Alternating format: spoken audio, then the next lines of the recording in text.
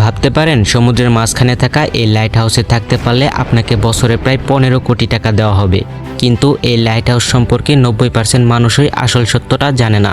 ফ্রান্সে অবস্থিত এই লাইট হাউসের নির্মাণ কাজ শুরু হয় 1904 সালে, কিন্তু সমুদ্রের ভয়ঙ্কর ঝড় আর 10 তলা সমান ঢেউয়ের কারণে পুরোটা বানাতে লেগে যায় 7 বছর।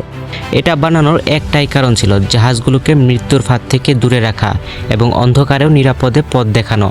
কিন্তু আসল ভয়ঙ্কর অংশটা হলো এখানে ঝড় এতটাই শক্তিশালী ছিল যে শ্রমিকরা বছরে মাত্র 60 থেকে 70 দিনেই কাজ করতে পারত। বাকি সময় পুরো এলাকা ছিল ঝড়, অন্ধকার আর বিশাল ঢেউয়ের দখলে। এই বিপদ কমাতে 1991 সালে লাইট হাউসটিকে সম্পূর্ণ অটোমেটিক করে দেওয়া হয়। এখন আর এখানে কোনো কিপার বা কর্মীর প্রয়োজন হয় না। মানে 15 কোটি টাকার সেই বিশাল বেতন পুরোটাই গুজব।